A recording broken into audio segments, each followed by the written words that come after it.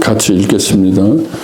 여호와께서 아브라함에게 이르시되 너는 너의 본토 친척 아비 집을 떠나 내가 내게 지시할 땅으로 가라.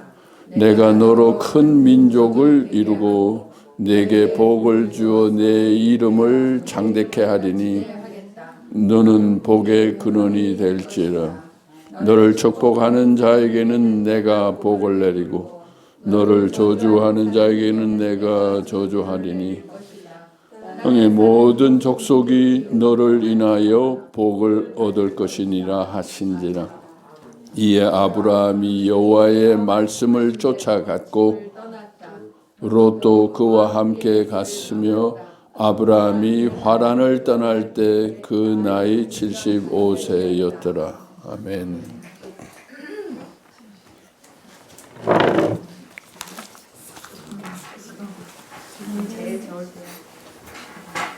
네, 오늘 이 말씀 우리가 여러 번 묵상한 말씀입니다. 오늘은 특별히 이 노인교회라는 주제를 가지고 이 말씀을 한번 이렇게 묵상하고 또 나누어 보려고 합니다. 우리 길라앗 교회가 지금 어떤 선택의 어떤 기로에 있지 않나 생각합니다.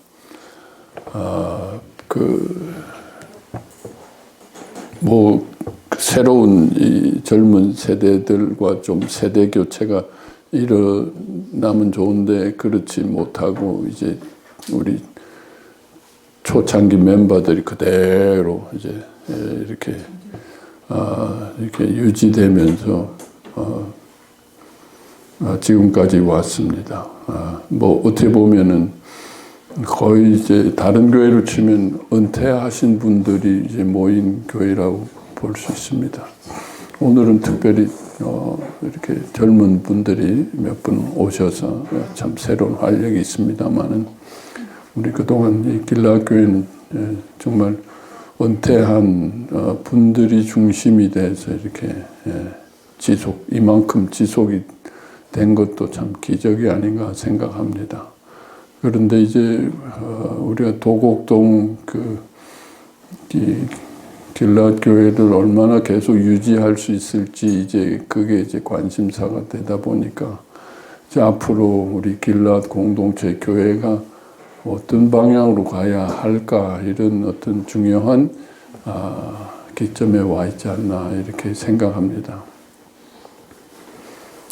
제가 길라앗 교회에서 은퇴할 때의 이 마음은 솔직히 말하면 하나님께 맡기는 겁니다. 사람의 공동체면은 아마 그냥 또 자연스럽게 해산이 될 수도 있겠다. 그렇지만 하나님께서 같이 하신다면은 또 제가 은퇴하더라도 어떤 식으로 유지되지 않을까 생각하는데 이렇게 들려오는 소문에 의하면 제가 없어진 다음에 더 활성화되고 있다, 교회가. 더 열심히 내서 이렇게 열심히 흩어지기는커녕 더 열심히 모여서 기도하고 또 이렇게 성인들에 이렇게 많이 또 찾아오시고 제가 오라 마라 이런 얘기 한 적도 없는데 또 이렇게 찾아주시고 이렇게 도저히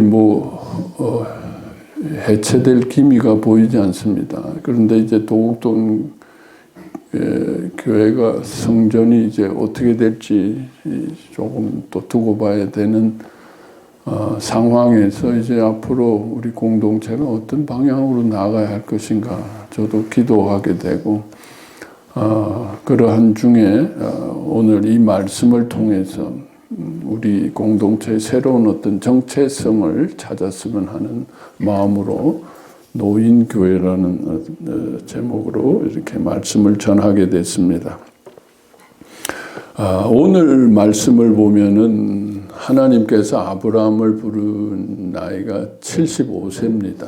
75세고 한 25년 고생하다가 100세가 돼서 이삭을 얻었고 그 이후부터 진짜 하나님의 본격적인 하나님의 일이 시작되는 걸 볼 수 있습니다.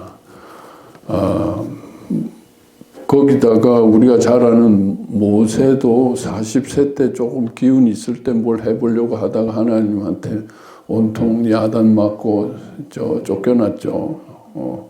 그러다가 80세에 다시 부르셔가지고 120세까지 또 열심히 일하다가 하나님께서 이제 모세를 불러가신 걸 봅니다.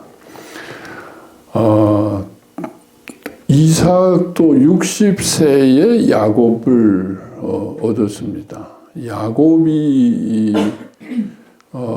뭐 돌베개를 메고 그 삼촌 집으로 떠난 게 정확하게 아마 77세라 그래요. 그게 거의 80세, 뭐 거의 80세. 우린 야곱이 그 돌베개 누운 걸 거의 18 정도 청소년 그 정도로 생각하고, 그런데 뭐 거의 80세 할아버지가 집을 떠나서 그리고 다시 돌아와가지고 야복강가에서 뭐 씨름을 했다고 그래서 뭐 씨름할 정도면 한 40세 정도 3, 40은 좀 됐을 건데 그때가 거의 100세입니다. 그 100세 할아버지 97세라고 그래요. 97세인데 뭐 거의 100세 할아버지가 씨름을 한 거예요. 그러니까 어떻게 보면 막 구약은 뭐 거의 노인의 나라 같은 그런 노인교회, 하나님은 노인을 좋아하시는구나 이렇게 볼 수 있어요. 뭐 그렇다고 꼭 노인교회여야 된다는 건 아니죠. 신약으로 오면서 확 연령이 낮아집니다. 예수님이 30세 시작하셨고 예수님도 한 80세 했으면 뭐 거의 이제 노인교회가 대세가 될 텐데 예수님이 팍 그 연령을 낮추셨어요. 제자들이 뭐 20대, 30대였으니까. 이 얘기는 뭐 나이가 중요하다는 얘기가 아니죠. 뭐 하나님이 뭐 노인을 부르실 수도 있고 청년을 부르실 수도 있고 그런 거지. 뭐 우리 사회적으로는 은퇴라는 게 가능하지만 하나님의 나라와 하나님의 계획 안에서는 이런 은퇴라는 개념, 노인, 청년 뭐 이런 게 그렇게 중요한 건 아니다. 그렇게 우리가 생각해 볼 수 있습니다. 우리가 지금까지 노인들의 신앙생활, 교회에서 신앙생활 하면은 뭐 우리가 65세, 뭐 70세 이제 은퇴하는데 요즘은 너무 70세도 정정하시니까 이제 목사님들도 조금 더 연장하자 뭐 이런 거를 노회에서 많이 의논하신다 그래. 70세 은퇴하긴 목사님들 너무 정정하고 뭐 앞으로 몇십 년을 혼자 그 사역 하시던 분들이 안 하시니까 그것도 참 쉽지 않은가 봐요. 그러니까 이제 목사님들 은퇴 시기를 더 늦추자는 얘기도 있고 뭐 자관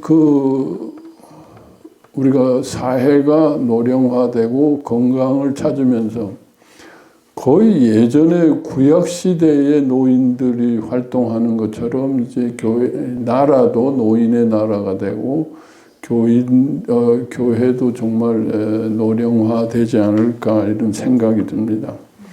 그런데 이제 노인들이 은퇴하고 신앙생활 하면은 제일 많이 듣는 얘기가 이젠 기도 많이 하셔야 되겠네요. 뭐 노인 하면은 시간이 많고 그러니까 기도 많이 하고 중보기도 하고 자기의 건강을 위해서 또 앞으로의 그 죽음에 관한 어떤 기도 또 자손들의 건강을 위해서 교회를 위해서 그런 노인 하면 그냥 중보기도 조용히 살다가 언젠가 뭐 그냥 또 우리가 뭐 하늘나라 가는 뭐 그런 이제 방향에서 은퇴하고 조용히 기도만 하다가 이제 가는 뭐 그렇지만 중보기도가 굉장히 중요하죠. 그렇다고 노인이 뭐 이런 신앙생활 하는 게 뭐 잘못됐다는 뜻은 아닙니다. 이것도 굉장히 소중하고 청년들, 장년들은 뭐 기도할 시간이 많지는 않지만 노인들이 간절히 기도하면 참 이 기도 덕분에 이 모든 것들이 자손들이 또 교회와 이 나라가 이만큼 유지되고 있지 않나 굉장히 소중하다고 생각합니다. 그러나 오늘 우리가 성경에서 본 일은 이 정도 일이 아니라 하나님께서 엄청난 계획을 노인들을 부르시고 맡기신다는 거죠. 아브라함을 믿음의 조상으로 부르신 것이지 모세를 출애굽하는 그러한 큰 일을 맡기시는 일을 이런 노인을 부르시고 찾으신 민족을 구원하고 찾으시는 이런 새로운 역사를 시작하시는 큰 일을 하실 때 하나님께서 노인을 오히려 부르시고 사용하셨다. 이건 큰 어떤 의미가 있지 않나 생각합니다. 왜 하나님께서는 노인을 부르시고 찾으셨을까? 이 점을 생각을 우리가 한번 성경 안에서 해보려고 합니다. 우리가 일반적으로 뭐 저도 이제 노령화가 되어 가면서 느끼는 거지만 노인이 되면서 가장 보편적으로 많이 느끼는 것이 뭐 다른 것보다는 기운이 매년 이렇게 쇠한다는 거예요. 작년하고 올해하고 기운이 다르다. 저는 이 성인덕에 와서 활동 반경이 매년 조금씩 줄어들고 있습니다.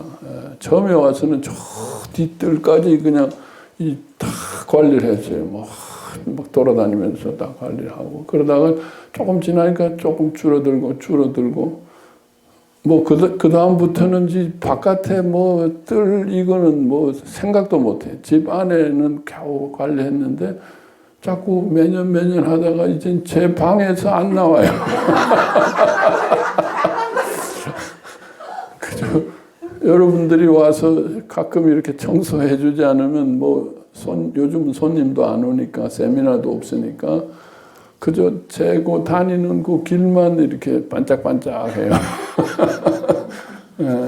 그러니까 좀 이 기운이 없는 건 아닌데 기운이 자꾸 최소한의 기운 가지고 자꾸 살아야 되니까 생활이 활동 영역이 자꾸 좁아지는 거예요. 좁아지는.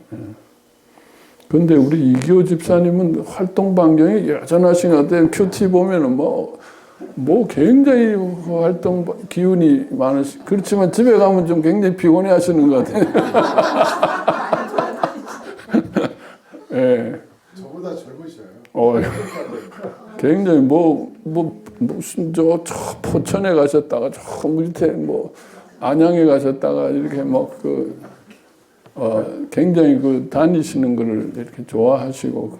그런데 저는 이제 자꾸 줄어드는 것 같아요. 활동 반경 들고 또 집중력도 전에는 한 대여섯 시간 앉아서 하던 것도 4시간, 3시간, 2시간, 1시간 하고 좀 쉬어야 되고 집중이 잘 안 되고 자꾸 그게 벌써 이제 에너지가 이제 줄어들게 된다. 하긴 하는데 오래 못 하고 이렇게 넓게 이렇게 멀티플 전에는 멀티플 많이 했습니다. 얼마나 많이 했어요. 이 일도 하고 저 일도 하고 했는데 이제는 하나도 이제 그저 간신히 요즘은 그저 책 쓰는 일, 그냥 기도하는 일, 진료하는 일, 그것도 그렇게 간단한 건 아니지만은 예전에 비하면 많이 줄어들었고 또 하다가 쉬어야 되고 오래 못 하고 이제 그런 식으로 이렇게 되면 이제 자꾸 나이 들면은 그저 간신히 걸어 다니는 수만 있으면은 축복이겠구나. 그 지팡이 지고 걸어 다닐 힘만 있으면 나중에는 숨을 쉴 수만 있는 기운만 있어도 뭐 이러면서 이제 점점 이렇게 노쇠해지는 게 아닌가 생각합니다. 자, 그러다 보니까 자꾸 이렇게 관계라는 건 자꾸 연락하고 자주 만나야 되는데 자꾸 귀찮아지고 피곤하니까 뭐 큰일 없으면 연락을 안 하니까 돌아다니질 않으니까 이제 외로워지는 거죠. 외로워지고 혼자 있게 되고 뭐 누가 날 버려서가 아니라 스스로 꼭 급한 일 아니면은 안 하니까 자꾸 이제 외로워지지 않나. 또 그러다 보니까 뭐 자꾸 이제는 뭐 시간이 많죠. 전에는 이 일 저 일 하다가 이제는 시간도 남게 되고. 그래서 보면은 노인의 3대 특징이라고 하면은 자꾸 기력이 쇠해지는 거하고 외로워지는 거하고 시간이 남는 이건데 그런데 이거를 하나님이 굉장히 좋아하시더라. 이렇게 하나님께서 이걸 역으로 복음이라는 건 항상 세상에서 우리가 알던 가치관과 거꾸로 있잖아요. 복음은 거꾸로 되잖아요. 하나님께서도 이런 노인을 오히려 부르신다라는 거죠. 왜 그러면은 왜 예수님은 이런 노인, 기운 빠진 노인을 좋아하시나? 모세가 기운이 넘칠 때 40대 때 왕자로서 엄청나게 공부도 많이 하고 칼도 잘 쓰고 기운이 넘쳤을 때 자기 이스라엘 백성들을 좀 해방시키고 얼마나 좋습니까? 한번 제대로 싸워볼 수 있지 않겠어요? 그럴 때는 탁 그냥 모세를 완전히 꼬꾸라뜨렸어요. 그러니까 보면 하나님의 일이라는 거는 하나님의 나라 일이라는 거는 기운이 있으면 안 되는 일이에요. 교회가 왜 문제 생기느냐? 기운이 있는 사람들이 자꾸 설쳐대니까 교회가 문제가 생기더라. 기운이 없어야 주님이 하신다는 거지. 기운이 없어야 주님 나 이거 기운이 못해요. 이거 힘들어요. 숨이 차는데 어떻게 해요? 그래? 그래 잘 됐구나. 그때부터 하나님이 하시는. 근데 이제 길르앗은 원래부터 기운이 없었어요. 왜냐면 제가 기운을 다 뺐거든요.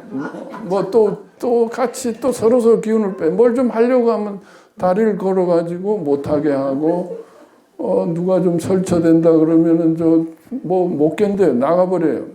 그러니까 안 설치고 기운 없는 일찍 40대부터 노인들 교회가 됐어요. 그래서 우리가 지금 생소하지가 않아요. 이미 노인 교회였기 때문에 우리는 벌써 이렇게 조숙이 아니고 조노라 뭐라고 하나 이렇게. 그러면 기운이 없는 길르앗을 좀 쓰셔야 되는데 별로 안 쓰신 것 같아. 그냥 조용히 지금 이렇게 우리끼리 그죠? 은퇴하고. 왜 그러냐? 기운이 없어지면은 자기가 이제 기운이 없으니까 그 다음에 주님을 더 깊이 만나야 돼. 노인이라는 거는 뭐예요? 기운이 없으니까 하나님의 기운을 받아야죠. 또 외로우니까 하나님을 더 많이 만나야 되죠. 시간이 많으니까 기도를 더 많이 할 수 있으면. 그런데 우리 길르앗은 기운을 빠졌는데 교회에서는 기운이 빠지지만 나가면은 기운이 여전히 살아 있어요. 보면은. 그래가지고 하나님 없이도 그냥 살만 하니까 이렇게 하나님을 만나긴 만나는데 자기가 필요한 만큼만 만나지 않았나 생각이 들어요. 그러니까 공동체로서의 뭔가 주님이 우리가 없어지고 주님이 주인이 돼서 뭔가 활력을 찾는 어떤 그런 공동체로서는 우리가 제대로 하지 못하지 않았나 이렇게 생각합니다. 그렇다면 뭐 지금도 또 지금처럼 하면 원래 기운 없던 교회가 뭐 더 기운이 이제 없어질 텐데, 그러면 뭐 그냥 이대로 뭐 지금도 뭐 그렇게 나쁜 건 아니에요. 좋아요. 다 참 복음으로 주님 만나서 우리 윤하신 권사님도 보내드렸습니다만, 윤하신 권사님처럼 주님만을 사모하면서 우리가 앞으로 남은 여생을 보내다가 아름답게 주님의 나라 갈 수 있을 거예요.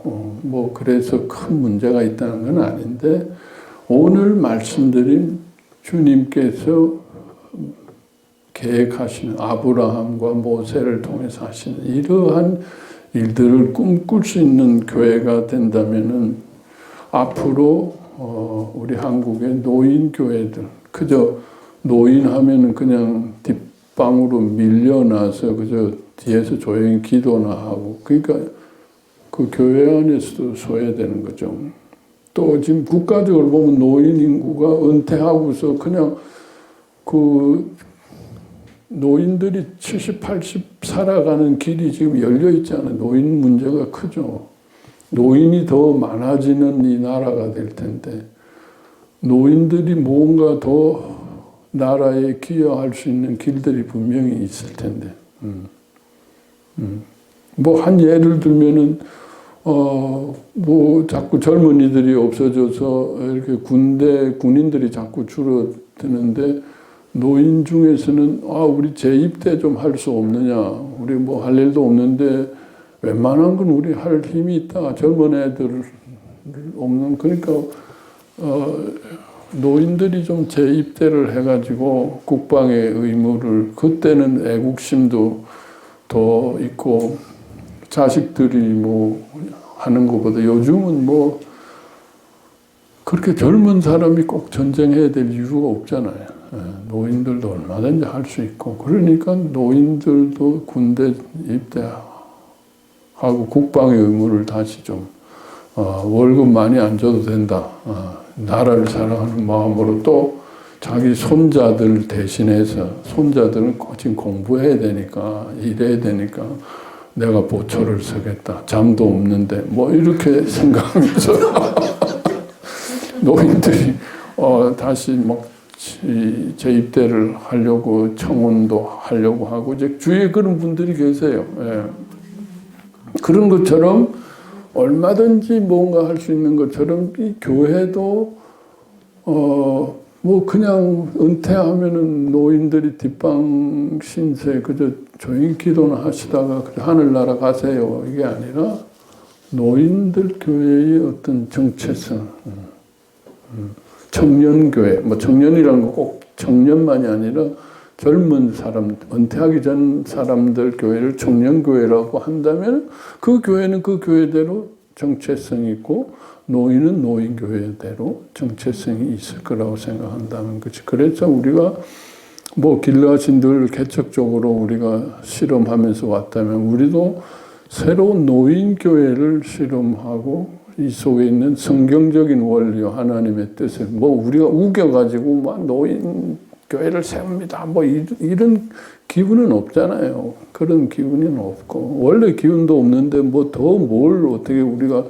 깃발을 내걸고 노인 교회 뭐 이렇게 할 수 있겠어요. 그게 아니라 이 성경적인 하나님께서 원하시는 진정한 노인 교회의 뜻이 뭔가를, 그 원리를 알므로써 우리가 이를 한번 이룰 수 있고 개척해 볼 수 있지 않을까 이렇게 생각합니다. 자, 그러면은 노인교회, 노인의 신앙, 노인의 정체성은 그럼 무언가? 아까 하나님께서 그 노인의 세 가지 특징을 오히려 신앙에 있어서는 장점으로 생각하셔서 찾으시고 부르신다고 했는데, 이미 그것은 복음 가운데 있습니다. 성경에 제일 많이 나오는 건 뭘 해라 말라는 얘기가 아니에요. 전부 믿음의 얘기입니다. 믿음으로 하는 것이다. 믿음으로 하는 것이다. 뭘 하려고 하는 것을 오히려 물론 실천도 중요하게 생각합니다만 먼저 믿음을 강조하신다라는 거예요. 믿음으로. 제일 중요한 구원과 의도 믿음으로 하는 것이다. 믿음으로. 모든 것은 믿음. 믿음이라는 것은 행위하고 반대. 그러니까 믿음이라는 것은 뭐야? 제일 기운이 없는 사람도 할 수 있는 겁니다. 우리가 마지막 죽을 때도 믿음으로 죽을 수 있어요. 그때 숨이 헐떡거리지만 그래도 힘이 없어도 믿음으로 주님하고 그때는 뭐 우리가 기도하고 성경 읽고 뭐 벌떡 일어나서 통성기도 이런 거 못해요. 그래도 믿을 수 있는 거예요. 아무리 기운 없는 사람도 믿을 수는 있어요. 믿음이라는 거. 그러니까 이 신앙의 가장 큰 원리 믿음이라는 거는 기운이 없어도 할 수 있는 거예요. 오히려 기운을 가지고 하는 걸 못하게 하는 것이 믿음이다. 모든 것을 믿음으로 하라고 했습니다. 모든 시작은 믿음이고 믿음으로 유지하면서 그 다음에 뭔가 실천도 하는 것이 믿음이 없이는 안 한다. 믿음이라는 내면적인 거고 무슨 에너지가 막 넘쳐야 되는 거는 누워서도 할 수 있고 그냥 숨을 헐떡거리면서도 믿을 수는 있으니까 그러니까 이거는 뭐 젊은이, 노인 뭐 이런 거 믿음으로 하는 것이다. 중요하죠. 자, 이 외롭기 때문에 우리는 더 주님을 없이는 살 수가 없어요. 우리가 윤건사님 우리 장례식 하면서도 제가 말씀드렸지만 윤건사님은 건강 때문에 늘 외롭게 혼자 계셨는데 그래서 그만큼 주님 없이는 살 수 없었어요. 우리는 주님 없어도 이것도 하고 저것도 하고 잊어버리고 살지만 외로울 때는 주님을 더 초청하게 된다라는 그리고 아까 말씀드린 대로 시간이 많기 때문에 기도할 시간이 없어서 바빠서 기도 못했다. 이 핑계가 적어도 노인들한테는 통하지 않는. 뭐 요즘 보면 노인들도 굉장히 바쁘긴 바쁘더라고요. 요즘은 뭐 누워서 할 수 있는 게 많아요. 유튜브라는 게 있어가지고 바빠요. 유튜브 보느라고. 그러니까 그렇지만은 바빠서 기도 못했습니다라고 얘기하기는 주님한테 참 죄송한. 그러니까 이 노인은 우리 이 신앙이라는 건 이 세 가지면 되잖아요. 믿음과 주님을 내가 만나는 거와 기도하는 거. 이걸 제일 잘할 수 있는 이 계층이 뭐예요? 노인이라는 거죠. 노인. 이걸 제일 잘하잖아요. 기운이 펄펄 넘치면은 잠깐 기도하고 뛰쳐나가요. 뭘 하려고 막 설쳐댄다고. 기운이 없으니까 그냥 믿습니다.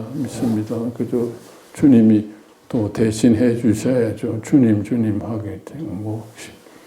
그러니까 어떻게 보면 신앙의 황금기는 이 노인이에요. 그래서 하나님께서 노인을 부르시네.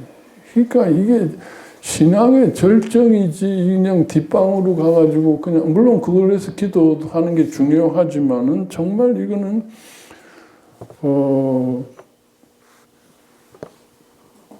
대단하게 중요한 큰 일을 맡기신다는 거죠. 하나님께서 참 모세를 부르시는 걸 보면 참 너무 뭔가 문학적이랄까 상징적인 건데 모세가 칼을 들고 막 설쳐댔잖아요. 40세 때. 뭐 무술을 얼마나 잘했겠어요. 뭐 힘이 얼마나 셌겠어요. 뭐 칼을 들고 나를 따르라 했을 때는 실패했죠. 80세 돼가지고 이제 기운도 없는 모세가 짚고 다니는 게 뭐 지팡이 아닙니까? 하나님께서는 그 노인의 무력함의 상징하니 기운이 없는 지팡이는 뭐야? 우리가 참 그 노인 되면 지팡이 지는 거를 굉장히 좀 싫어하더라고요. 아이고 자꾸 넘어지시는데 지팡이 좀 어떻게 좀 하나 들고 다니세요 하면은 싫어해요. 제 환자분들도 지팡이 집에 있어요. 뭐 그런데 자기 힘으로 걸을 수 있다라는 걸 애들이 사준 지팡이 뭐 좋은 지팡이들이 있어도 내 힘으로 걸을 거야 하다가 미끄러지고 자꾸 뭐 넘어지고 그 지팡이를 안 짚으려고 그래. 왜냐면 지팡이는 노인의 그 상징이니까 그 싫은 거야. 꼴보기 싫은 거야. 내가 옛날 할아버지, 어머니, 부모님들이 짚고 다니는 나는 끝까지 지팡이 없이 화장실 가고 뭐 그 왜 노인들 밀고 다니는 거 있잖아요. 그거 제일 싫어해요. 그런데 그 뭐 어떡하겠어.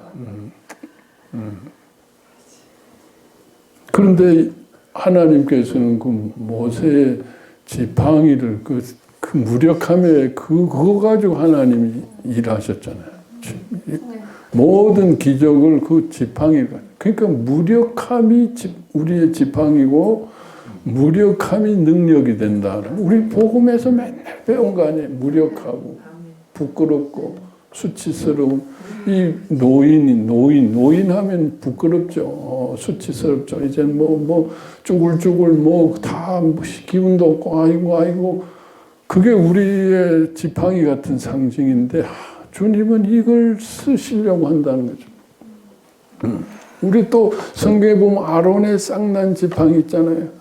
그 지팡이에서 어떻게 싹이 나고 그게 어디 들어가는 영광을 얻었어요. 그 법궤에 참 그런 이 얼마나 큰 하나님의 영광, 우리 지팡이. 아프고 기운 없고 넘어지지 않으려고 그냥 덜덜덜 떨면서 짚고 다니는 지팡이를 우리 할 수 없는 것을 사용하죠. 진짜 하나님 얼마나 문학적이세요. 그 지팡이를 가지고 우린 그걸 무슨 기적처럼 영화에 모세 영화 보면 그게 뱀이 되고 그거 치면 모든 게 다 되는 거야. 안 되는 게 없어. 근데 그건 우리의 무력함의 상징. 제일 부끄러워하는 거예요. 아이고 나도 이제 이걸 하나님께서 이제 앞으로 이 끌고 다니는 그걸 통해서 뭔가 역사하실지 몰라요. 그 바퀴 달린 지팡이.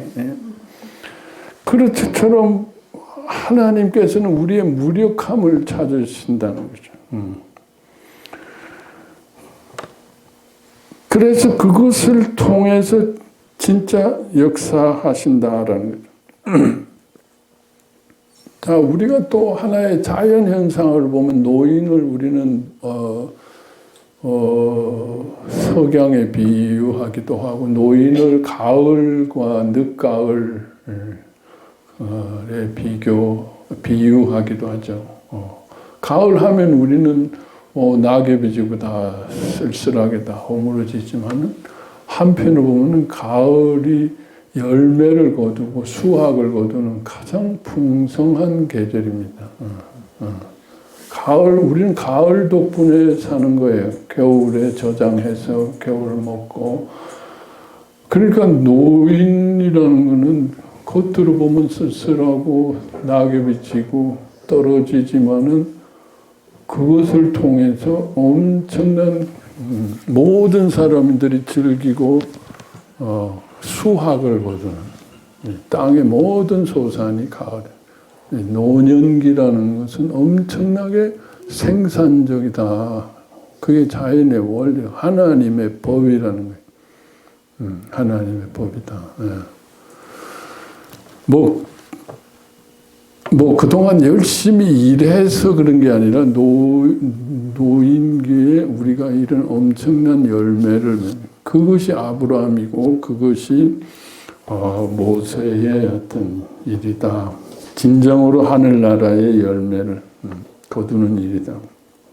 참 이게 아이러니죠. 노인하면 제일 쓸모없고 불쌍하고 그저 하늘나라만 바라보고 그저 살아야 될 그런 이 땅에서는 버림받고 쓸모없는 존재인데 하나님은 이 노인을 통해서 엄청난 이 땅의 일이 아니라 하늘나라의 일을 하신다. 모세를 부르신 모세가 아니라 그 아브라함을 부르실 때도 보면은 아브라함이 75세까지 그 땅에서 열심히 잘 살았어요. 그런데 뭐라 그랬어요? 새 땅으로 가라. 새 땅으로 가라. 내가 지시하는 땅으로, 새로운 땅으로, 내가 지시하는 땅.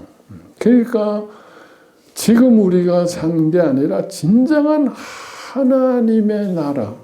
아브라함을 통해서 이삭을 그런 이스라엘 백성을 한 것은 하나님의 나라의 백성의 모형입니다. 하나님의 나라의 백성. 이 땅이 아니라 하늘나라의 모형을 이 땅에서 보이는데 이 땅을 건설하는 데는 청년들이 해야 돼요. 그런데 하나님의 나라를 건설하고 하나님의 나라를 이루기 위해서는 모세, 노인이 시작해야 된다라는 거죠. 노인이 하늘나라를 이루는 일에는 자 그러면은 이제 뭐 서론을 이만하면은 뭐 충분하게 여러분 이해하셨죠? 노인이 중요하고 하나님이 부르시겠구나. 그럼 구체적으로 그럼 어떻게 해야 되느냐? 구체적인 얘기들은 이제 오늘 이제 지금부터 말씀드리려고 합니다. 첫째가 아까 말한 믿음이라고 했죠. 믿음이라는 거는 뭐 우리가 할 수 있을 때는 내가 합니다. 자꾸 하고 싶어요. 쫓아다니고. 근데 믿음이라는 건 할 수 없을 때 뭐 다른 방법이 없으니까 뭐 그 다음에 믿어야죠. 할 수 없을 때 필요한 게 믿음입니다. 그 믿음이 좋다는 얘기는 그 사람이 할 만한 힘이 없구나. 뭘 할 만한 힘이 있어도 내가 해봤는데 안 되더라 라는 걸 알고 믿는 게 믿음이에요. 내가 다 해봤잖아. 안 되더라. 되는 것 같았는데 다 안 되더라. 그러니까 난 할 수 없어. 해봤자 안 돼. 그러니까 믿어야 돼. 주님이 하실 거니까. 주님을 믿어야지. 이게 믿음의 시작이에요. 믿음은 우리의 무력감, 무기력, 할 수 없을 때 있는 것이다. 자, 그러면은 그 믿음으로 우리는 무엇을 얻었습니까? 죄 문제 내가 해결할 수 없는 거 알았죠? 우리가 죽음의 문제 해결할 수 없는 거 알죠? 이거 믿어야죠.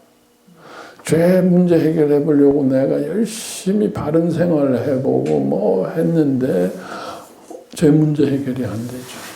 또 죽음의 문제 누구도 해결할 수 없어요. 이거는 믿음 외에 해결 방법이 없으니까 내가 믿는 거예요. 죽음을 해결할 방법이 없고 죄 문제 해결할 방법이 없으니까 뭐 죄 문제 해결했다고 하지만 그건 다 눈 가리고 아웅이죠. 계속 속에서 죄가 올라오고 성경에 말씀한 그 모든 죄, 누구를 미워하는 것도 살인죄라고 하는데 그걸 어떻게 하겠어요? 그걸 어떻게 죄로 인해서 죽는다고 하는데 그래서 우리는 믿음으로 구원을 이루었어요.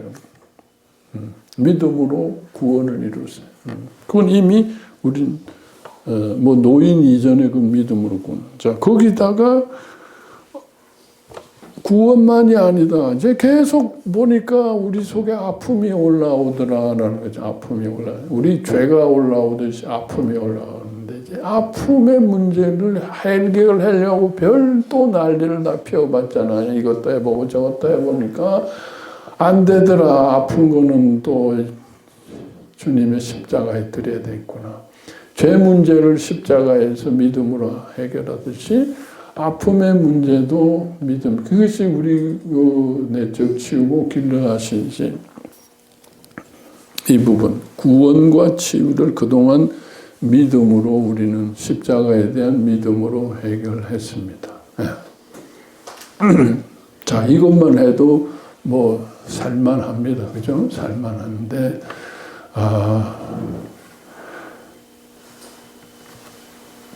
우리가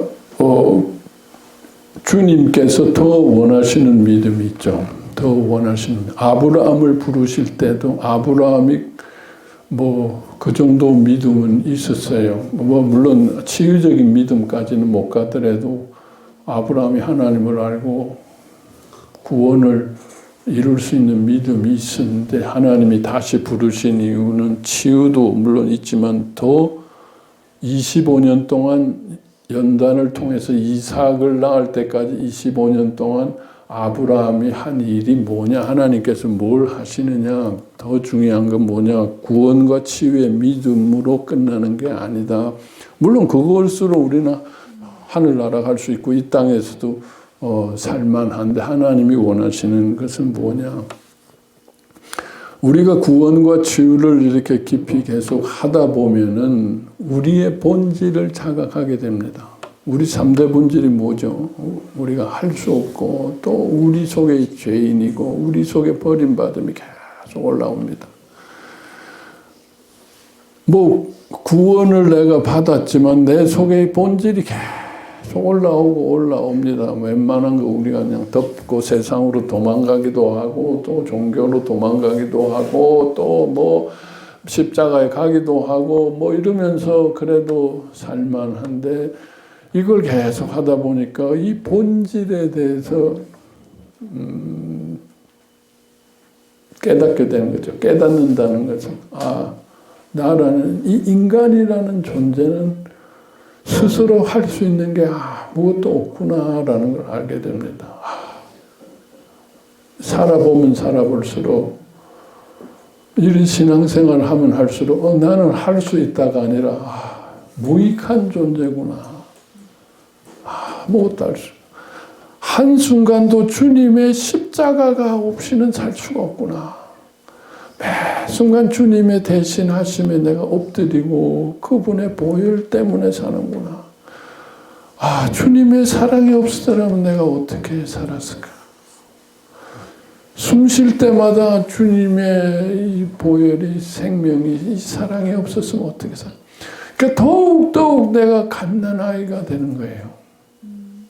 한순간도, 전에는 뭐, 조금 해결하고 좀 살만하면 또 막 나 돌아다니고 뭐 이런데, 이걸 이제 계속 반복하다 보니까 그저 한순간도, 이젠 기운까지 없으니까 가다가 순간 엎질하면 화장실에 넘어지고, 어디 발톱, 뭐 발꼬락, 뭐 골절되고, 아이고 뭐 그냥 넘어지고, 뭐 그러다가 뭐 요양원에 입원하다가 폐렴으로 돌아가시기도 하고, 뭐 이런 분들이에요. 뭐 건강하신 분들인데 한순간 뭐 어떻게 하다가 뭐 사고가 나고, 뭐 한순간 어떻게 되죠.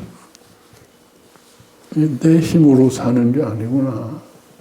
한순간도 주님께서 이 참 눈동자와 같이 지키시지 않으면 내 스스로 할 수 있는 게 없구나. 갓난아이가 어머니 품에 안기듯이 주님, 그걸 고백하는 거예요.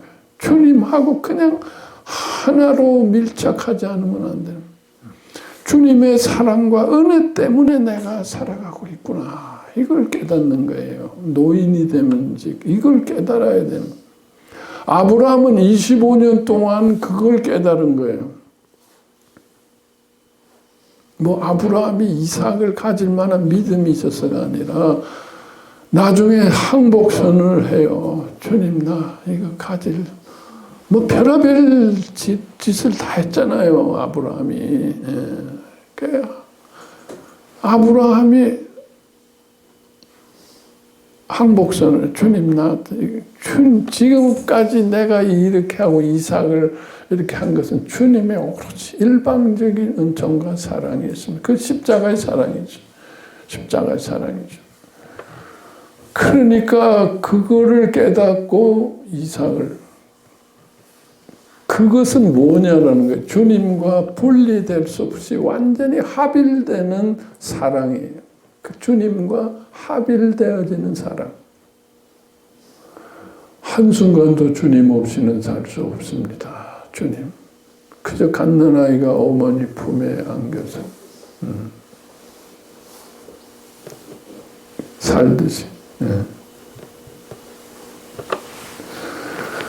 그런 기도를 하게 돼. 주님과 합일되는 믿음. 나 자신의 본질에 대한 것을 깨닫고 내가 할 수 없는데 주님의 사랑에 대한 믿음. 내가 사는 것은 주님의 사랑 때문이구나. 대신하신 은혜. 나를 위해서 십자가에 죽으신 그 은혜 때문에 내가 사는구나. 라고 이제 이 믿음에 들게 됩니다. 자, 그래서 아브라함이 이삭을 갖게 됐어. 자, 그런데 하나님께서는 그걸로 이삭을 주고 그걸로 끝나는 게 아니라 하나님은 이삭이 이제 그 제일 한 6, 7 됐을 때 이삭을 갖다가 제물로 바치라라는 엄청난 요구를 하십니다. 이 사건은 아브라함에게 어떠한 의미가 있는 것인가? 어떠한 의미가 있는 것인가? 자, 하나님과 우리가 처음에 어떤 믿음? 구원과 치유에 대한 믿음. 이것을 반복하다 보면은 하나님의 은혜와 사랑에 대한 그것 때문에 주님과 그저 신부와 신랑이 되듯이 그저 합일되는 그 사랑, 주님 없이는 살 수 없는 그 믿음으로 우리가 들어가게 되는데, 그러면 더 한 단계 더 들어가는 믿음이라는 건 뭐냐. 내가 완전히 죽고 내 속에 주님이 오시는 그 믿음이죠. 내가 매일매일 사도 바울이 그 다음에 뭐라 그랬어요? 내가 매일매일 죽노라. 내가 사라지고 내 속에 주님이 오시는 거예요. 나와 주님이 합일되는 것으로 끝나는 게 아니라 내가 없어져야 되겠구나. 그 사랑도 너무 좋은데 내가 없어져야 되겠구나. 제가 요즘 하는 매일 기도가 이제 딴 기도가 없어. 주님, 오늘도 내가 죽어야죠. 그저 죽고 내 속에 주님이, 그게 바로 이삭이 내 속에 오는 거지. 이삭의 새 생명이, 예수님의 새 생명이 내 속에 오는 거예요. 사도 바울이 했는데 내가 그 사람은 계속 후패하지. 나이가 들고 뭐 그렇죠. 그렇지만 내 속에 주님이 오시니까 내 영은 매일매일 새롭게. 자, 노인이 되면은 이런 과정을 통해서 내 속에 새 생명 이삭. 그 이삭이라는 의미는 뭐, 왜 이스마엘 가지고 안 되는가? 이스마엘도 대단한 거예요. 이스마엘도 하나님 많지 않았어요. 이삭이어야 된다. 이삭이어야 된다. 이삭이라는 건 뭐냐면 내 것이 완전히 죽는 것을. 이스마엘은 요즘으로 말하는 하이브리드예요.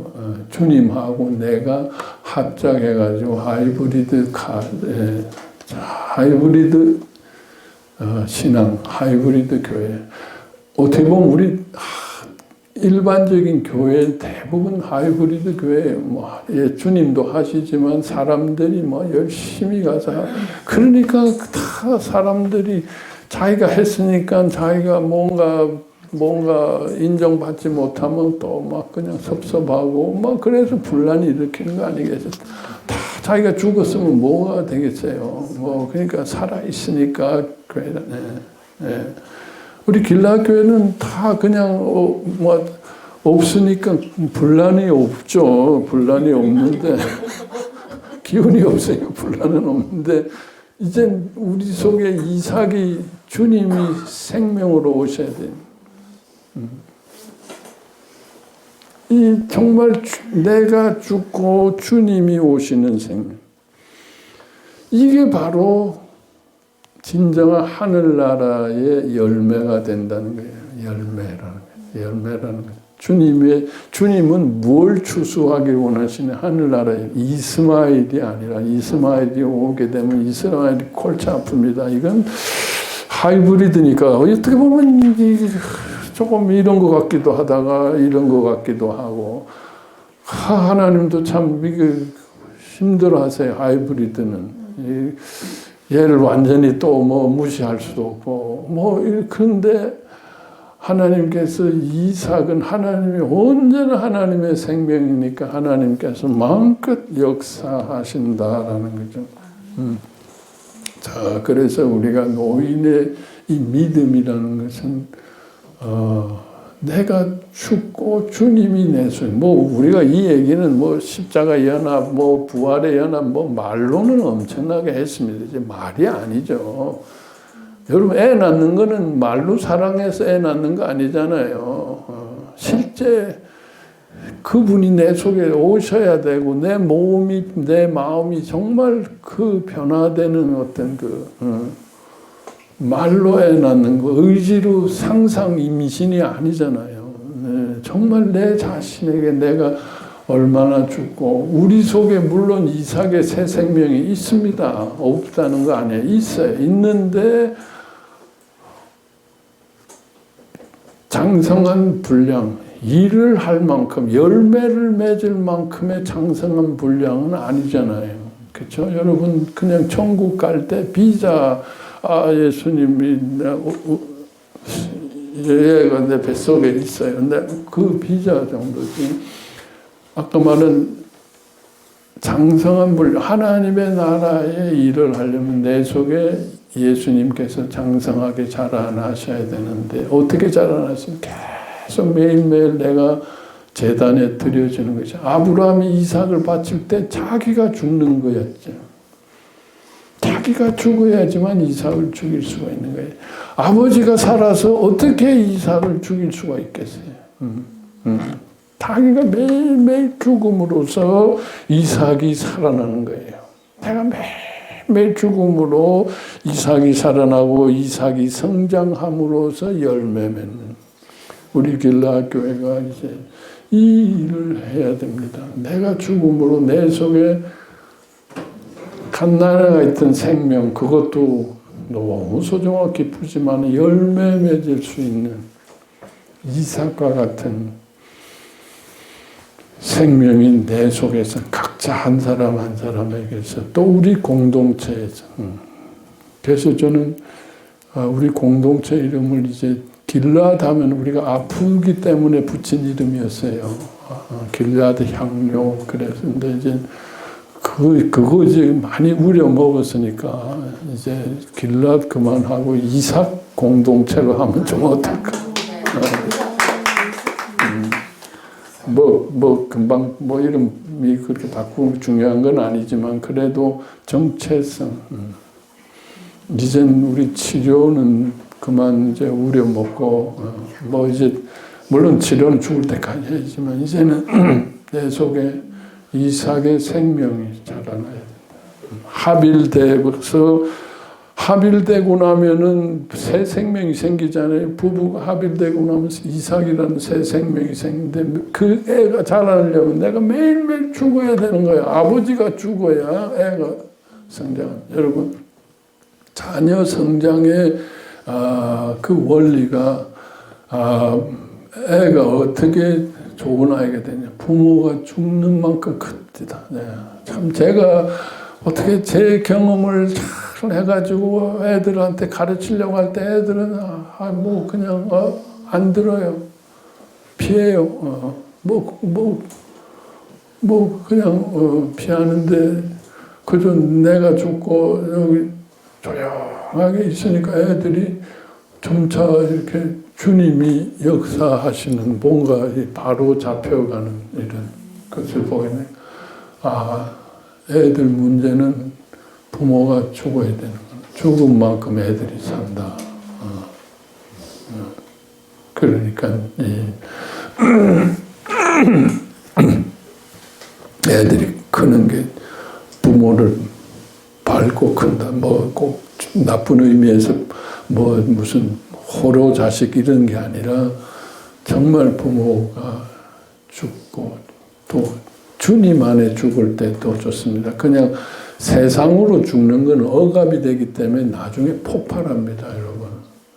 내가 이렇게 참았는데 네가 이럴 수 있어 하고 언젠가 폭발합니다. 그런 세상으로 그냥 죽는 게 아니라 주님 안에 십자가에 온전히 연합해서 우리가 죽는 것은 십자가에 있으면 주님의 대신함으로 매일 죽을 수 있습니다. 흔적도 없이 죽고 내 속에 이삭의 생명이 계속 올 때 이삭이 성장해서 이삭이 주님의 일을 하게 한다. 주님의 내 기운으로 하는 게 아니라 주님이 하시는 것을 보게 될 것이다.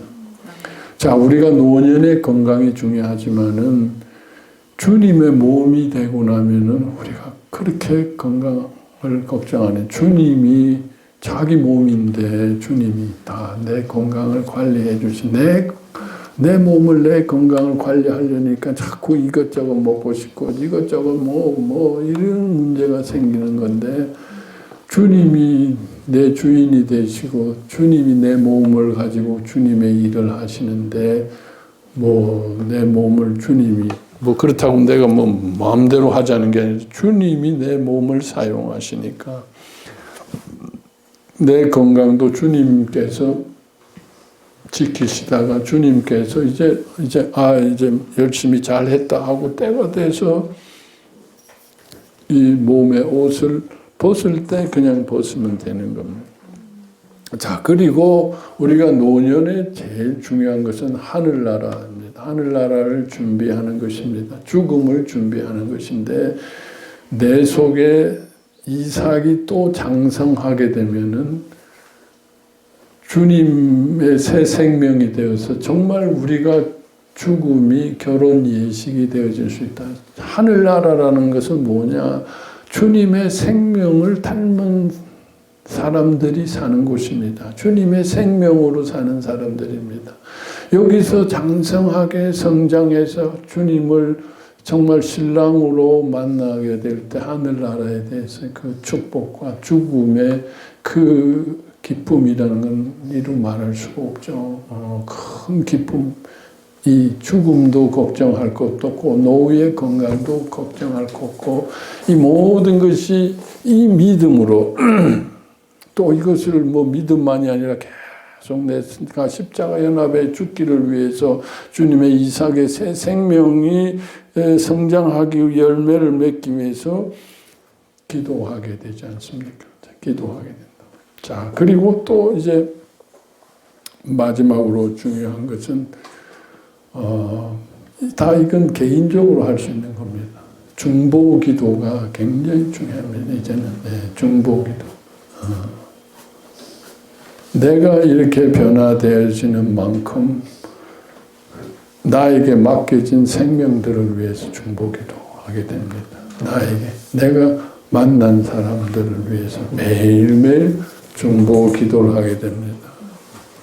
중보 기도를 할 때와 안 할 때의 그 내가 주님의 십자가에 연합하면서 내 속에 있는 새 생명으로 간절히 기도할 때 기도의 그 응답을 내가 한평생 해도 안 되는 것들이 정말 이렇게 주님의 연합에서 기도할 때 변화되는 것을 봅니다. 뭐 하루아침에 하루하루 팍 하는 게 아니라 기도한 열매들을 보게 됩니다.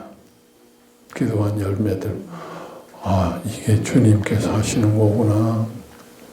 내가 그렇게 하려고 했는데 안 됐는데 주님께서 이렇게 하시는구나. 이 열매들을 보게 됩니다.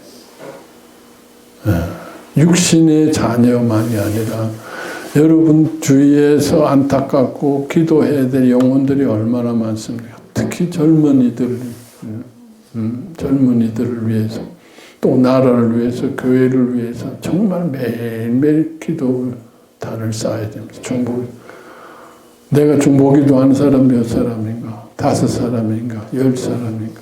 그게 자꾸 늘어나야 됩니다.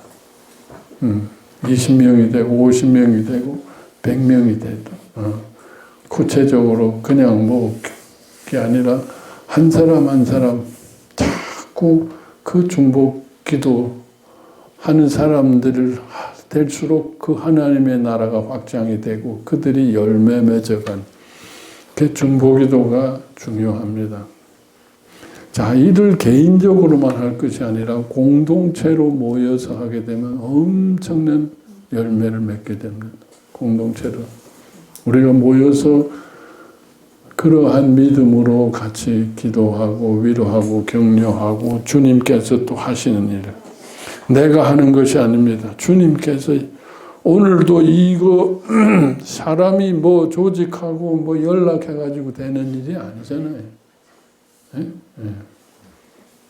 이거 제가 무슨 관리하고 누가 관리하는가 그냥 뭐 어떻게 이렇게 많이들 이렇게 오셨잖아요. 이런 일들입니다. 또 제가 오늘 이 말씀도 또 이번 주에 윤하신 권사님 소천하신 일도 이 모든 일들이 이 믿음의 일들이고 주님께서 하시는 일들이라는 거잖아요. 주님께서 이렇게 하셔서 그렇게 하지 않으면 안 되게. 또 앞으로 뭘 어떻게 하실지 주님께서 우리가 주님 앞서 나가는 게 아니라 주님이 하시는 일을 따라가면서 하나하나 수확을 거두는 일이에요. 물론 우리가 수고를 하죠. 운전도 하고 아침에 일찍 일어나지만은 어떤 조직으로 누가 명령해서 이런 게 아니잖아요. 그냥 늘 일상으로 하는 일인데 이런 것들도 하나의 수확을 하는 일들이죠. 열매죠. 이것도 이렇게 많은 길라 식구들이 이렇게 앉고 또 이 자리에 초대 또 응한 이 모든 열매. 또 이렇듯이 또 이런 공동체가 같이 기도하면서 중보기도 하면서 어떤 열매를 또 이루어갈지 우리는 상상할 수가 없습니다. 주님께서 하신다. 내가 앞서가지고 하는 게 아니라 우리는 그래도 이게 낫을 들고 수확할 수 있는 아직 기운은 있잖아요. 주님이 하시는 저기 가서 저 거둬라 하면 또 거두고 해야 되는 일들.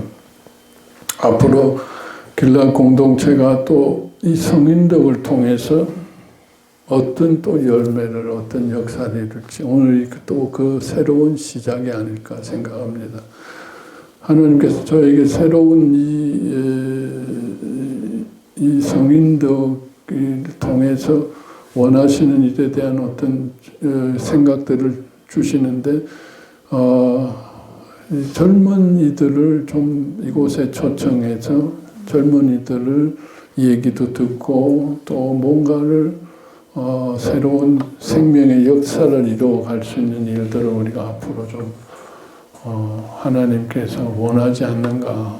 그렇지만 이거 우리가 무슨 조직하고 무슨 SNS 올리고 이런 거 그런 게 필요해요. 그렇지만 그 우리가 할 수 있는 게 아니라 하나님께서 또 필요한 사람들을 부르셔서 저는 하실 거라고 믿습니다.